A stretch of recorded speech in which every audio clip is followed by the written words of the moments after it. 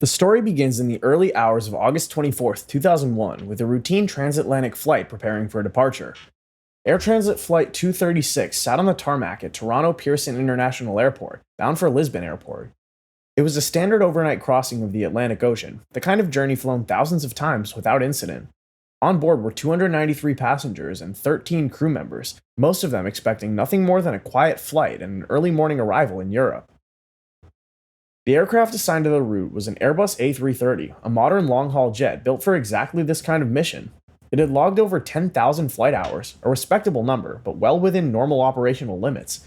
It was fueled with approximately 46.9 tons of fuel, comfortably above the legal minimum required for the journey. On paper, everything about this flight was safe, routine, and fully prepared. In the cockpit were two pilots. Captain Robert Pichet, 48 years old, brought a wealth of experience with tens of thousands of flight hours. Beside him sat First Officer Dirk de Jager, younger but fully trained and competent on the aircraft. Together, they represented a balanced and capable crew.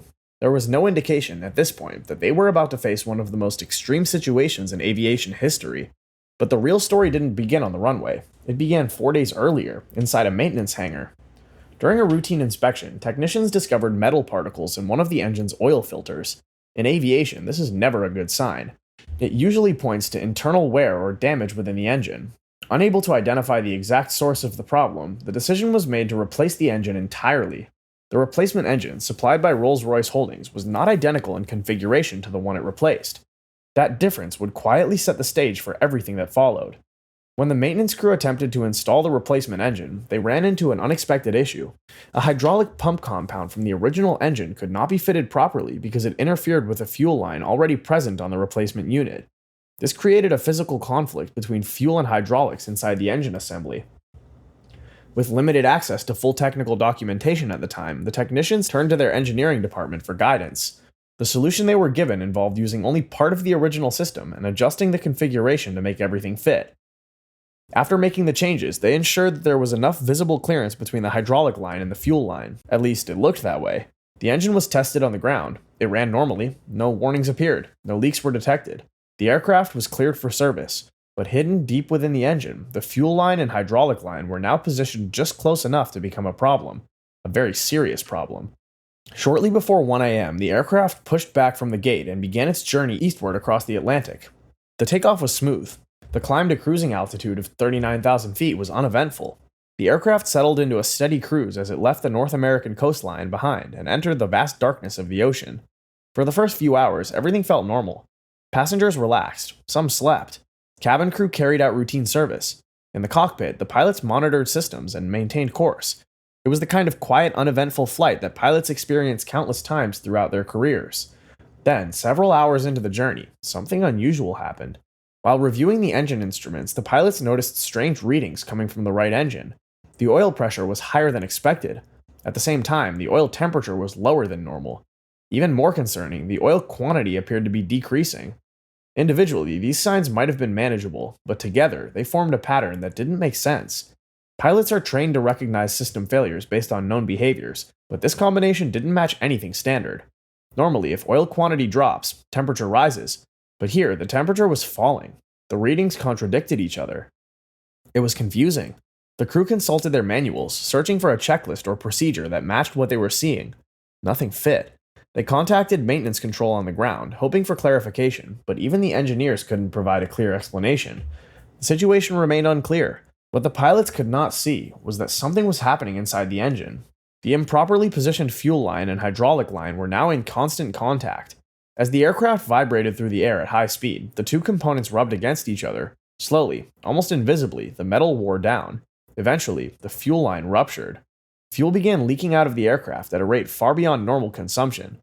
According to later analysis, the aircraft was losing between 12 and 15 tons of fuel per hour. This was several times higher than what the engines would normally burn. But because the leak was internal and not immediately visible, it didn't trigger a clear warning. To the pilots, it still looked like a system issue. Meanwhile, the aircraft's fuel system continued operating as designed. The trim tank, located in the tail, began transferring fuel forward into the wing tanks earlier than expected. This system is meant to maintain balance as fuel is consumed during flight, but in this situation, it masks the severity of the leak. Fuel was being redistributed in a way that made it harder for the pilots to recognize how quickly it was disappearing. Soon, another indication appeared. The aircraft's monitoring system displayed a fuel imbalance between the left and right wings. This meant that one side contained more fuel than the other, something that could affect the aircraft's stability if not corrected. This was a familiar situation. Pilots train regularly to handle fuel imbalances. The situation is usually straightforward. Transfer fuel between tanks to restore balance. Relying on this experience, the captain decided to correct the imbalance manually instead of consulting the full reference checklist. They opened the crossfeed valve and adjusted the fuel pumps.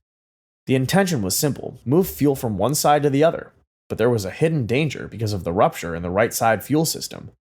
Transferring fuel in this way actually caused more fuel to flow through the damaged area. Instead of solving the problem, it accelerated the leak. Fuel was now disappearing even faster. At first, the change wasn't obvious, but within minutes, the numbers began to tell a different story. The total fuel quantity on board was dropping at a rate that could no longer be ignored. Something was seriously wrong. The pilots began to realize that they might not have enough fuel to reach Lisbon. The situation shifted from confusion to urgency. They started looking for alternative airports. In the middle of the Atlantic, options are extremely limited. The closest viable choice was Lajes Air Base, located on Terceira Island in the Azores. It was still far away, but it offered the best chance of landing safely. The pilots adjusted their course and informed air traffic control that they were diverting due to a fuel issue. Inside the aircraft, fear was slowly building up.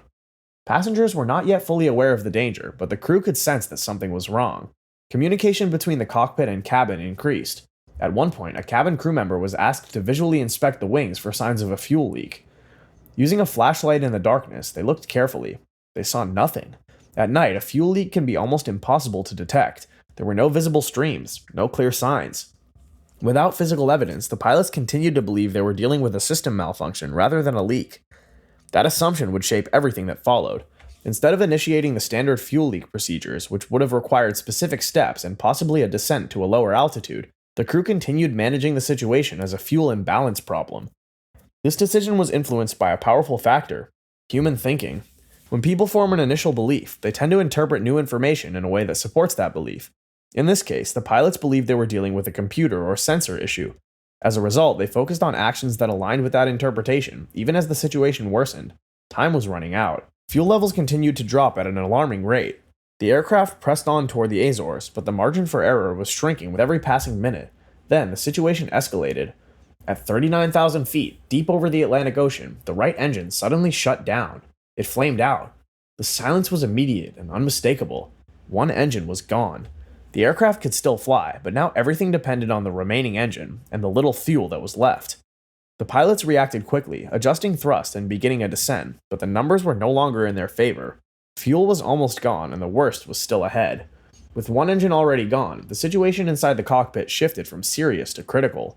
The aircraft was still airborne, but now everything depended on a rapidly shrinking supply of fuel and a single remaining engine. The margin for survival was becoming dangerously thin. Moments after the right engine failed, the first officer declared a mayday. It was no longer a precaution.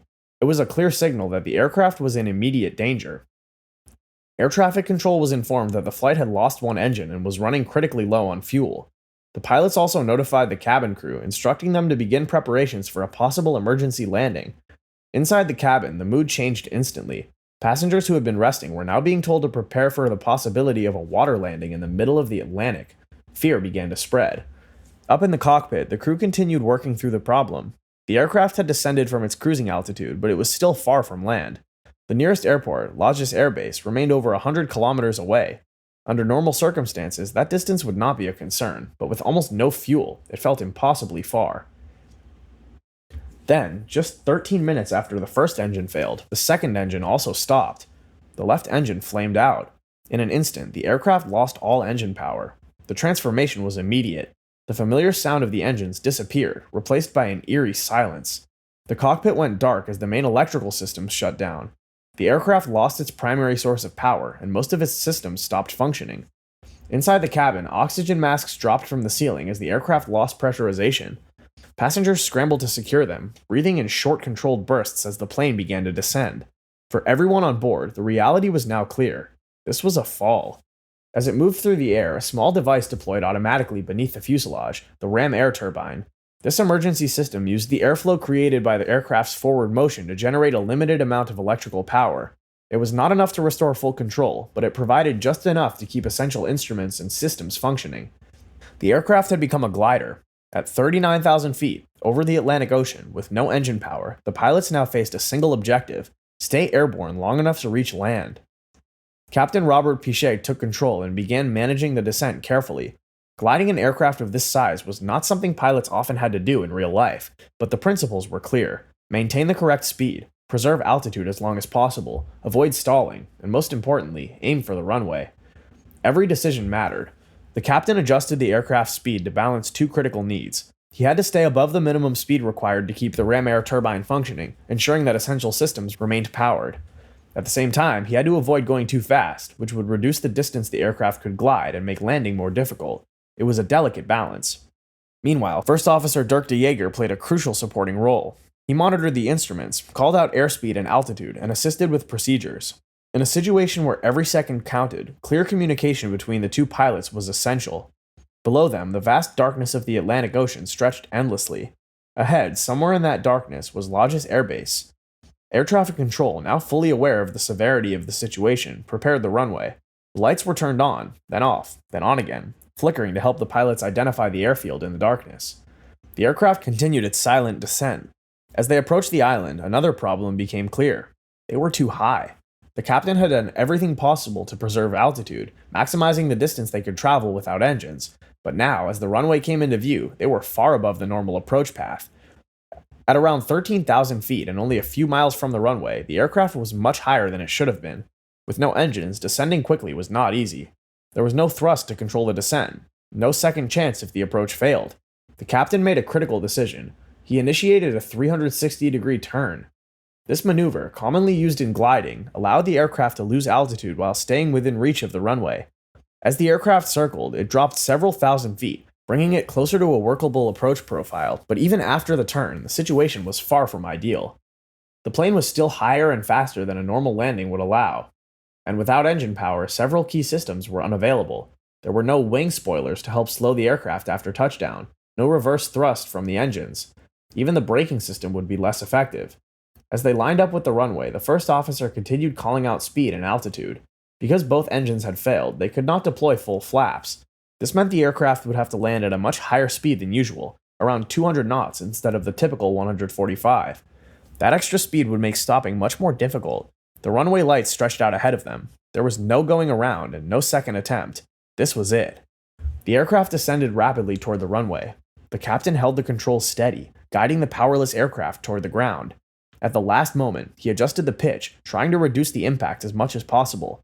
Then, the aircraft touched down. The force of the landing caused 8 of the 12 tires to burst instantly. The aircraft bounced back into the air briefly before slamming down again, this time firmly on the runway. It continued forward at high speed with limited braking capability. Inside the cockpit, the captain applied the brakes, but without full system support, the wheels began to lock up. Smoke and heat built up rapidly. The aircraft raced down the runway, using up valuable distance. There was still a real risk it might not stop in time. Finally, just 600 feet before the end of the runway, the aircraft came to a halt. It was over, but the danger was not. Fires had broken out in the landing gear area due to the intense heat from the braking and damaged tires. The captain immediately ordered an evacuation. Inside the cabin, the crew acted quickly and decisively. Emergency slides were deployed. Passengers moved rapidly toward the exits. Despite the chaos, the evacuation was completed in just 90 seconds. All 306 people on board made it out alive.